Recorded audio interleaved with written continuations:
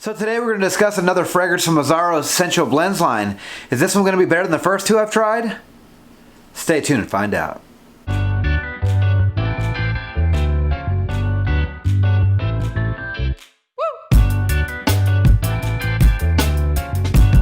So today's video is going to be another unboxing, first impressions, and update video.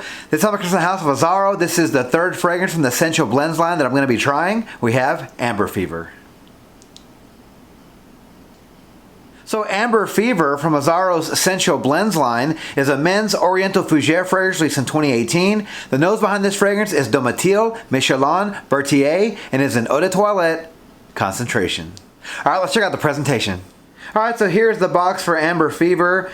So just like the first two videos, the boxes are exactly the same, and they also do represent the Azzaro Pour Homme line. We do have a picture of the bottle on the back and a copper color for this particular fragrance. Other than that, not too much going on with this box. Let's check out the bottle. Alright, so here's the bottle for Amber Fever. If you guys watched my first two videos on Wild Mint and Ginger Lover, you can see that this is the exact same bottle style, just has sort of a different color. This one sort of resembles Ginger Lover a little bit. I think this one's just a little bit darker shade of orange. We do have a plastic heavy cap here. Good quality cap. It's nice and sturdy. We have a black atomizer here that sprays a lot of juice. Other than that, not too much going on with this bottle. So the notes for Amber Fever: in the top we have clary sage, in the mid we have cocoa and frankincense, and in the base we round things off with amber, tonka bean, and benzoin. Yeah, so I do have a little bit of experience with this line now. Like I mentioned before, I've done a couple of videos on Wild Mint and Ginger Lover. I will put the links to those videos down in the description if you guys want to watch those videos. But yeah, I've been actually wanting to try this one more than the first two just because I love the note of amber. Amber can go in a couple of different directions in my experience. It can either be kind of soapy and sort of fresh, like you have Prada Amber, I think, and they have Prada Amber Intense, and that sort of went in that direction. And you also get like a gourmand, sort of warm, spicy, slightly sweet kind of amber note that I really like better. I'm not a big fan of the clean sort of ambery smell. I like the amber that kind of is deep, dark, and spicy, and kind of reminds me of Amber Absolute or any of those types of fragrances. Sounds like a lot of good notes. I did get these notes from Parfumo.net, but Fragrantica did say that this fragrance only had clary sage, cocoa, and amber. So Parfumo.net actually added frankincense, tonka bean, and benzoin. Don't know who's telling the truth here. I guess we're going to see when I give this fragrance a first impression, but I'm looking forward to trying this one. Is this one going to be better than the first two? I guess we'll see. So let's give this fragrance a first impression. Pop the cap. Clean hand. Here we go. Good sprayer. Like the other two. Okay. Okay. Definitely getting that cocoa off the bat right from the first jump. For some reason, I got like Pure Havane from Mugler. I'm definitely getting that cocoa note, but the amber is starting to come in. The benzoin starting to come in. The tonka bean starting to come in. So right now, to my nose, it sort of smells like Pure Havane. Again, it could just be the first few, seconds here. But the cocoa is starting to change, getting a little warmer, a little more gourmandy. Yeah, the amber is going to be in the base. I'm guessing it's going to be warm, spicy, and a little sweeter after some time goes by. Starting to get more of that amber, starting to feel a little more animalic, like an animalic amber, which is the kind of amber that's in Tom Ford's Amber Absolute. Yeah, so this one's getting a bit darker, a bit more earthy, a bit warmer, spicy. Not a bad little fragrance from Azzaro. Right now, I can say this is not a bad addition to the line. I'm kind of liking where this line has been going so far. There is two remaining, and I do have one more to go that I have purchased, debating whether I should get the third one, which I think is like the hot chili or something like that. I can't really remember. It has like chili in it, so I'm not really a fan of those fragrances, but right now this one's getting, it's sort of like boozy, slightly sweet, and the amber's there, but it's not super heavy. Right now I'm kind of thinking this one sort of might be good year round. Again, just the first couple of minutes here. But yeah, it's definitely getting warmer and spicier and sharper. Not really getting the traditional frankincense note that I'm used to getting. It could just be in there kind of mixed up with some other sweet notes. Getting a little more gourmandy now. It seems like the cocoa's hanging in there. I thought it was going away, but it's actually hanging around. It's sort of sticky now, almost resinous. So it's going to be your sort of sweet, warm, spicy, sticky, resinous amber, which I'm really liking this fragrance right now. This isn't that bad. Yeah, this one is reminding me of something I've tried before, but I can't quite put my finger on it. But I do like this one. It's sort of a sharp, warm spicy, if that makes any sense. It's not fresh spicy, but something in this isn't completely taking it down the avenue of just being completely warm, spicy, cold, wintertime fragrance only. It's almost like that booziness that I'm picking up. It's sort of giving it a bit of a light sweetness that's making me feel like it might be okay in the warmer weather at least. Or, you know, maybe a warm fall day or evening. But I like this fragrance, guys. It's kind of doing its own thing here. I'm getting a little bit of that cocoa booziness from Pure Havane, or Pure Havane. I'm getting some sweetness from the benzoin. I'm getting the warm, spicy, slightly animalic amber note. Slightly resinous as well. And something in this is giving it a bit of medicinal flavor, just slightly. Slightly enough for me to say this, man, if this came out of a different bottle with a niche name on it, not trying to jump too far ahead of myself here, but maybe if this fragrance was in another bottle, it might have gotten more attention and wouldn't be 30 bucks right now or whatever. I think I paid $30 for this. I'll let you guys know the price in the update. But I believe this is a $30 fragrance, if not $35. But I do like this composition. Again, I haven't tried every fragrance in the world. I definitely haven't tried every amber fragrance in the world. Even though this fragrance reminded me of Pure Havane, you know, it's kind of doing its own thing.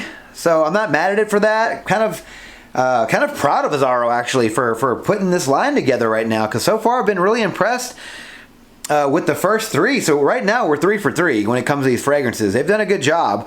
I think Ginger Lover sort of reminded me a little bit of Homme Ultime, but overall it was a good fragrance for the price. And this fragrance right here is not a bad take on amber. I love the name. Amber Fever is probably my favorite name of the line so far. Yeah, so right now I'm kind of liking this fragrance. Looking forward to trying this one at work tomorrow and over the next few days, and give you guys an update shortly. Talk to you then. Alright guys, well I'm back with my update for Amber Fever from Azzaro's Sensual Blends line. Yeah, so I spent the last few days with this fragrance, and I gotta say, I do really like this fragrance. This one's gonna be 3 for 3 so far with Azzaro Sensual Blends line. Been very impressed with this line so far, and this one is no slouch. Now, I mentioned the first half of the video, it did remind me of another fragrance in the opening, and it still does remind me of Pure Havane with that cherry note, and it's slightly boozy, and I think the booziness might make me think of Pure Malt of the same line from Mugler. So maybe that's just sort of teetering between the two, and my nose is getting a little confused, but I do get a slight booziness, and I also do get that cherry note that Pure Havane gets. So I really did like that opening, because it did remind me of that. It's not exact and it's not a duplicate by any means. It just reminded me of it. And after a couple of wearings, I came to the conclusion that this one actually reminded me of another popular fragrance. Not sure if anyone out there has tried this one yet, but it's a very popular fragrance in Fragcom. It did remind me of Tuxedo from YSL, from Yves Saint Laurent, if you guys have tried that fragrance. They do share a few similar notes. But just by smell alone, and this one did remind me of Tuxedo, and another cheaper alternative to that one I believe is Mustache, I believe is what it's called, and I can't remember what house that's from, but I believe it's called Mustache or Mustache, and that one's supposed to smell like Tuxedo as well. Guys, this is $35, I believe. I'll leave a link in the description below where you guys can find this fragrance. It's between $30 and $35, depending on where you look. I will leave the cheapest link below, but I think this is a pretty good fragrance, guys. I mentioned in the first half of the video, if you put this juice in another bottle, that people would really like it and probably think that it's a niche fragrance. And if you guys haven't tried Tuxedo, again, it's not exact. It reminded me of Tuxedo, but that's like a $200 fragrance. You can try that one in Neiman's. And they have a very similar sharp amber type of smell to it. And I did see the similarities between this one and that one. Again, not exact, but I think if you can compare this fragrance with those two that I mentioned, you're really sitting on a good fragrance. Longevity for this fragrance was average to above average. Again, like the previous two fragrances from this line, it all depends on how many sprays you use. I went with 6 to 8. I believe I did 6 the first time and 8 the second time. So I got 8 hours consistently from each time. When I wore the 8 sprays, it did last and project a little bit better. But overall, I did get 8 hours because this did last me 2 full days at work. So 8 hours for an EDT is really good. Projection for this fragrance is slightly above average. You're going to get your best projection the first couple of hours with this fragrance. Now, I do know a couple of other fragrances that are similar to this, or even just other amber-based fragrances, and they get a lot better performance than this one here. But for an EDT, this isn't bad, and it could be, you know, a good thing because you don't want to, like, you know, fill up a room every single time you wear a fragrance. So for an EDT, this isn't bad. Like I mentioned, the first couple of hours are pretty good. It gets closer to the skin, but I did get wafts of this fragrance all day long. Seasons for this fragrance, so if you want to go back to the Wild Mint video, I did say that would be good year-round, but I preferred it more in the fall. I'll go ahead and say the same thing for Amber Fever. I think you can wear this one year-round because it's not going to really offend anybody around you. I even wore this fragrance in the heat, and it still, it, you know, had decent performance, but it didn't, you know, fill up a room, and it didn't annoy anyone around me for, you know, it being a heavier amber fragrance. Other amber fragrances would have offended somebody very, very quickly. But this fragrance, I think, could be worn year-round, but I personally would prefer this one in the fall and the winter. Occasions for this fragrance, well, I do think with a similar fragrance, I'd probably give it evening status. I do think this one is light enough for casual wear. I don't think you're really going to offend anybody wearing this fragrance. Something about this also just says casual. Not really sure what it is about it. There's that cherry note and the slight booziness. I think gives it a bit of a casual feel, almost like a freshness, a fresh spicy thing going. But so, you know, I would say that would be for the casual side of things, for day wear and whatnot. Definitely safe enough for work. But the warm spiciness and the dry down with that amber and the cocoa and whatnot, I was definitely going to say evening events, date night, formal events. Not going to be strong enough for the club, but definitely good enough for most occasions. Ages for this fragrance, well, I do think the 18 and up crowd could easily afford this one. Not really sure if they really appreciate the composition of this fragrance. I do think 25 and up really appreciate this fragrance more for what it is. Like I mentioned, this one did sort of remind me of Tuxedo, and it sort of had a niche vibe to it. You know, I also mentioned a slight medicinal quality to this one. So I'm not really sure if most casual noses would really appreciate this fragrance for what it is. So I definitely think 25 and up will really appreciate this fragrance. Overall, I do really like this fragrance. I think this is a solid release from Azzaro, and for the Sensual Blends line right now it's 3 for 3. I do have Naughty Leather left in the line, and I'm still considering ordering the chili pepper one. Not sure if I'm going to get that one yet, but I still have one more to go. But right now we're going 3 for 3 strong with this line. They're very, very affordable. All three of them are very sexy, very mass appealing fragrances. This one is also no slouch. I do really like Amber Fever. If you like the opening to Pure Havane, you're going to like this fragrance. If you like Tuxedo from YSL, you're going to like this fragrance. If you just like amber fragrances in general, I think you're really going to like this fragrance.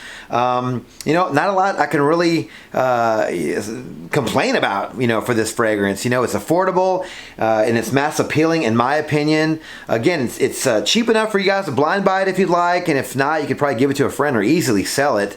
I think this line's doing some great things. You know, it has decent performance for an EDT. Again, it's not beast mode by any means. But you know, it's going to get the job done. I got 8 hours consistently wearing this one to work, and I still got wafts of it throughout the day, which is great. Like I mentioned before, it was between $30 and $35, so it's very affordable. Don't think you're going to get anybody really complaining about this fragrance. If you want to try a designer fragrance with a designer price, but a niche quality juice, I think you guys should get your hands on Amber Fever. I think it's safe enough to wear year-round. Again, I'm sure other people out there might disagree with me, and that's fine. I think you can wear this one for all occasions as well. So I think this one might be a home run. Another, you know, from Azzaro, from the Sensual Blends line. Again, 3 for 3, and I'm looking forward to trying Naughty Leather. Haven't read anything about that one, so I'm looking forward to trying that one. And I think you guys should probably get your hands on Amber Fever. All right, so now it's your turn. What's everyone's thoughts on Amber Fever from Azzaro's Sensual Blends line? Do you like it? Do you love it? Do you hate it? Let me know your experience with this fragrance down in the comments below. All right, thank you guys so much for watching the video on my channel. If you like this video, please click that like button, subscribe to my channel, and turn on those notifications for future first impressions videos and fragrance-related content just like this. Don't forget to follow me on Instagram, Dollars and Cents. There, you'll find fragrance-related photos and future contest winners. And as always, until next video, you guys take care. Thanks.